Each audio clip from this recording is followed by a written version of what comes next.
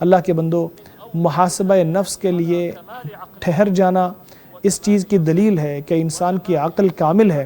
اور وہ پوری کوشش کر رہا ہے کہ خود کو نیکی اور بھلائی کی طرف لے جائے، اور وہ یہ سمجھنا چاہتا ہے کہ کون سا کام کرنے والا ہے اور کون سا کام چھوڑنے والا ہے۔ کوئی سمجھدار شخص ایسا نہیں ہے کہ جو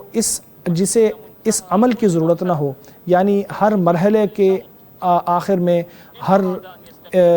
ایک جو سٹیج ہے اس کے آخر میں یہ سوچنا کہ میں نے کیا کیا ہے کیا نہیں کیا، اپنا محاسبہ نفس کرنا انتہائی ضروری ہے تاکہ وہ دنیا میں بھی کامیاب ہو اور اس دن بھی کامیاب ہو جس دن گواہ موجود ہوں گے اور سارے اعمال سامنے کھلے ہوں گے۔ تو اللہ کے بندو، اللہ تبارک و تعالیٰ کو ہمیشہ یاد رکھو اور اس بات پر قائم رہو، خاص طور پر اس موقع کے اوپر کہ جب تم اپنے اعمال کے ایک نئے مرحلے کو دیکھ رہے ہو، اپنی زندگی کے ایک نئی سٹیج کے اندر انٹر ہو رہے ہو۔